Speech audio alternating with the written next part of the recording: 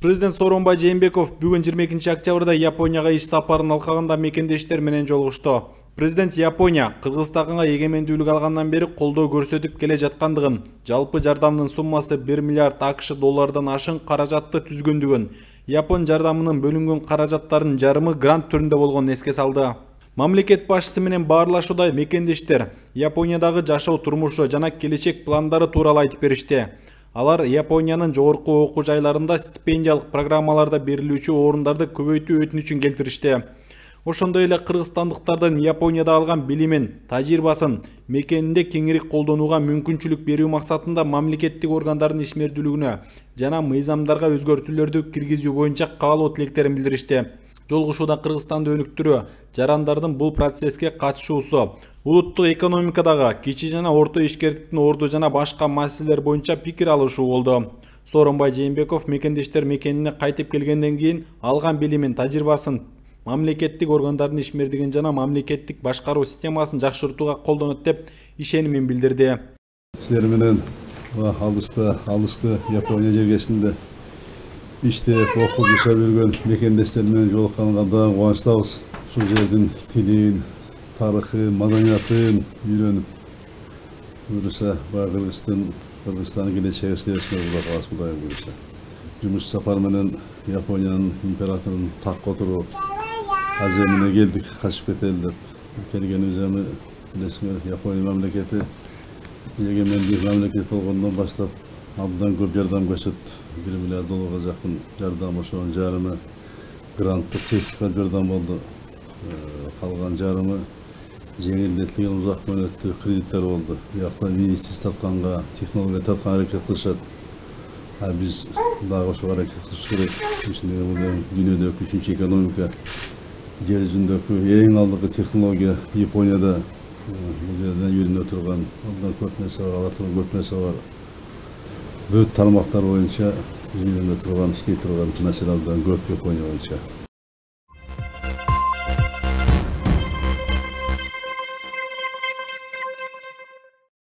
Жогорку кеңештин депутаты Рыскелди Момбеков транспорт, коммуникация, архитектура жана курулуш боюнча комитеттин бүгүнкү жыйынындагы сөзүн табышмак менен баштады. Путиндин эмнеси кыска, а Назарбаевде узунураак деп сурады Момбеков. Жообун айтууга шашкан депутат фамилия деп жооп берди. Муну менен бул өкмөттүн мөөнөтү узун, бирок жыйынтык аз болгонун айтып жатам деген депутат өкмөттүн отчетун сындады. Бул отурумда Кыргыз Республикасынын 2020 жылга карата бюджети жана 2021-2022 жылдарга болжолу жөнүндө мыйзам долбоору каралып жаткан.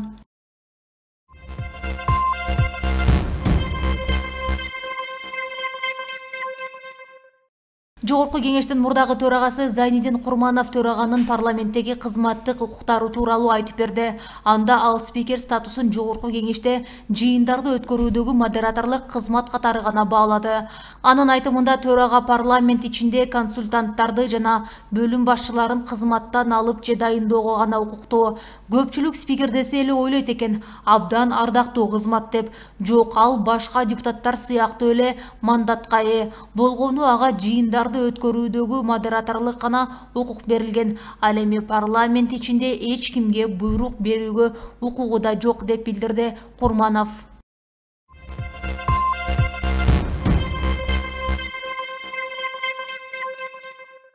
Алмазбек Атамбаевдин тарапташтары Алга Кылычев, Фарид Ниязов, Марат Шаменов жана Амантур Жамгырчиевтердин баш коргоо чарасы узартылды. Бишкектин 1-май райондук соту айыпталуучуларды 9 декабрга чейин камакта калтырды. Алар Кыргыз Республикасынын кылмыш жаза кодексинин массалык башламандык, адам өлтүрүү жана барымтага алуу биренелери боюнча айыпталууда. Белгилей кетсек, Алга Кылычев Атамбаевке жана КСДПнын мүчөлөрүнө каршы көрсөтмө бергени маалымдалган.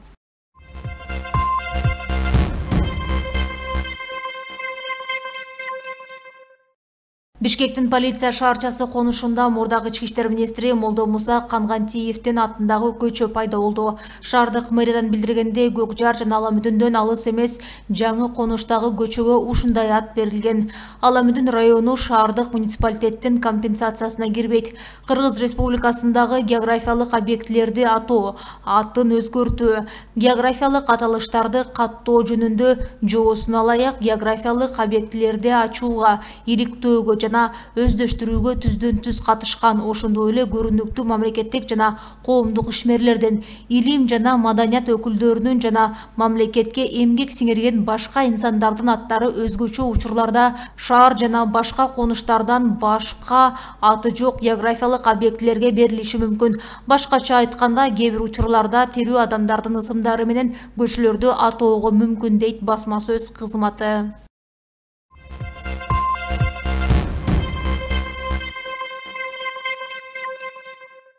Бишкекте 40 жаштагы киши жаш кызга карата адепсиз жорук жасаган деп шектелүүдө. Учурда ал номер 1 тергөө абагына киргизилди.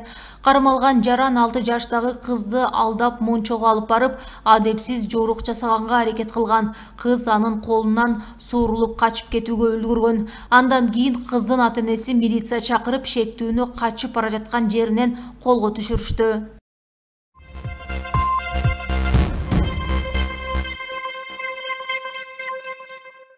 Чүй облусунун жол кыймылынын коопсуздугун камсыздоо башкармалыгынын инспекторлору тарабынан Россиянын аймагында адам өлтүрүүгө шектүү жаран кыргыз-тажик чек арасында кармалды. Акипресс агенттигине Чүй облусунун жол кыймылынын коопсуздугун камсыздоо башкармалыгынын басма сөз кызматы билдиргендей, шектүү россиялык номер менен Кордайдын жанындагы посттон кармалган. Алдын ала маалыматтарга караганда, шектүү Кыргызстандан Казакстанга чыгып кетүүгө аракет кылган. Кармалган адам Россиянын жараны. Шектүү тергөө кызматына берилди деп айтылат маалыматта.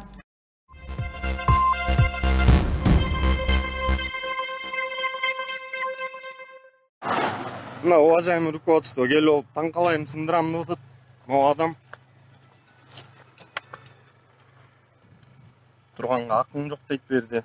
Тұрғанға ақың жоқ. Не документің бар? Мыйзамды. Тиешелі бүт документім бар. Көрсетіп қойшы. Не көрсетшің керек саған? Неге көрсетпейсің сен маған? Кімсің мен саған? Сен кімсің? Сен кімсің? Сен кімсің? Сука. Блядь, чмо? Сен кімсің? Чүй облусунун Москва районунда Honda Fit унаасынын айдоочусу коопсуз шаар көчмө камерасын көзөмөлдөгөн операторго кол салган. Мындан тышкары камерага дагы зыян келтирүүгө аракет кылган.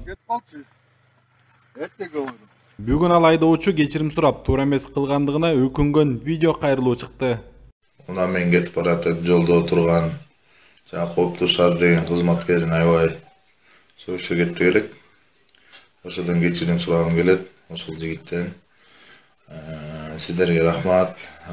Ушинтип биздин коопсуздугубуз үчүн кылган кызматыңарга, сиздердин артыңардан канчалаган кылмыштардын бети ачылып атат, канчалаган кылмышты алдына алып атат. Анан мен билбестиктен кылып алдым эле ошол нерсени. Анан башкаларга деле айтып кетмекчи, мен мынтип баягы өзүңөрдүн күчүңөргө таянып эле мынтип өрсө болот экен, ютубтан көрүп алып эле ал нерсе кылганыбыз аябай туура эмес го дейм. Ошондуктан кыргыз элиме айта кетмекчи, мен бул деген өзүбүздүн коопсуздугубуз үчүн, балдарыбыздын, келечегибиздин коопсуздугу үчүн коюлган камералар. Ошондуктан ошо кооптуу шаарда иштеп жаткан Vega фирмасынын жетекчилеринен кечирим сурайм. Ошентип кечирип коесуздар мени.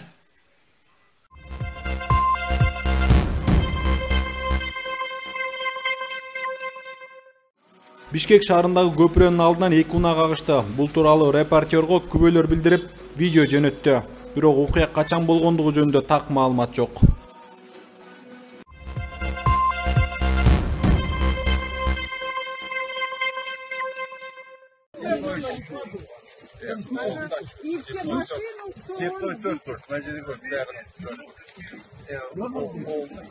Lexus 570 унаасынын айдоочусу катары менен 5 унааны сүзүп уктап калган.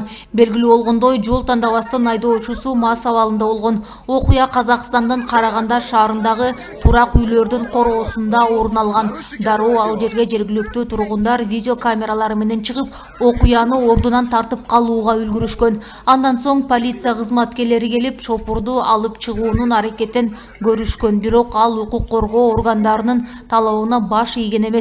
Маалым болгондой, жол кырсыгынан 25 жаштагы эркек жана 29 жаштагы келин жабыркап, Караганда шаарынын ооруканаларынын бирине жеткирилген.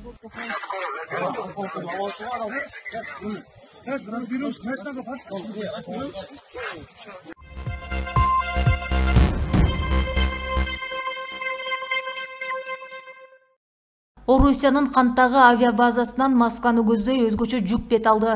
Россия Федерациясынын аскердик аба күчтөрүнүн Ил-76 аскердик транспорттук учагына 3,5 тонна ысык көлдөндүрүлгөн кыям жүктөлгөн. Ал жалпысынан 7000 банканы түзөт. Кыям колпунай, карагат азыктарынан жасалган. Өзгөчө жүк алгач Москва облусуна бет алып, андан кийин Ярославль жергесиндеги кадеттик гимназияга берилет. Ал жерде 700гө жакын жетим бала билим алат. Алардын 8 кыргызстандык жарандар, 4 бул жылы Москванын жогорку окуу жайларына өтүп билим алууда.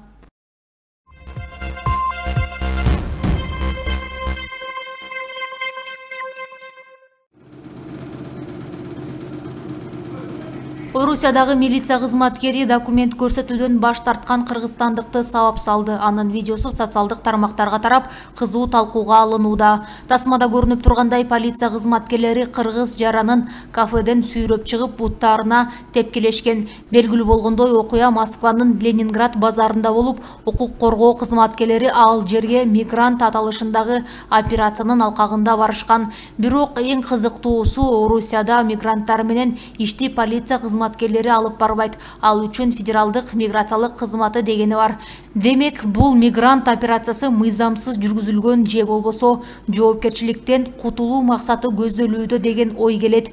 Ал эми жогорудагы окуядагы кыргыз жараны бетинен жаракат алган. Ал ошол жерден эле полиция кызматкерлерине карата арыз жазган. Маалыматтарга караганда, ур токмокко алган полиция кызматкери аэропорт ички иштер башкармалыгынын башчысынын орун басары болуп чыккан. Учурда бул окуя боюнча териштирүү иштери жүрүп жатат.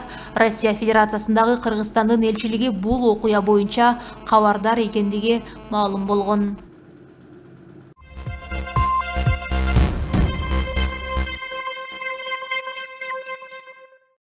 Бүгүн 22 октябрда Баткен облустук прокуратурасынын укуктук статистика жана эсептөө алуу бөлүмү үчүн оңдоодон өткөрүлгөн имараттын салтанаттуу ачылышы өттү. Түзүмдүн маалыматына караганда, имаратты оңдоо иштери 2019 жылдын июль айында башталган. Мекеме кылмыштардын жана жоруктардын бирдиктүү реестрине автоматташтырылган маалыматтык тутумун колдонуу үчүн заманбап техникалык жабдуулар менен камсыздалды.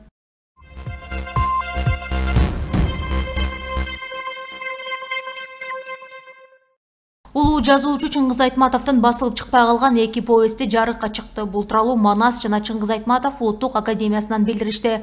Куюн смерч аттуу повесть 1986 жылы Тажикстандын Памир журналында жарыяланган. Тажик кинодраматургу жана кинорежиссеру Бако Садыков чыгарманын негизинде көркөм тасма тартып, бир катар кинофестивалдардан диплом, ардак грамоталар менен сыйланган. Мындан сырткары, жазуучунун Алтын менен кар, Снег и золото деген повести аягына чыкпай калган. Бул чыгарма абдан жакшы жазылып башталган. Айрым беттери жоголуп да кетиптир. Бирок ага карабастан окурмандарга күчтүү таасир калтырат деп билдиришти аталган академиядан. Улуттук академиянын президенти Топчубек Тургуналиевдин айтымында, Чыңгыз Айтматовдун бүтпөй калган чыгармаларынын кол жазмасын анын үй бүлөсү берген. Ал эми жазуучунун уулу Элдар Айтматов дагы жазылып бүтпөй калган бир нече чыгарма бар экенин жана аларды да тактап бастырып чыгуу пландарын билдирди.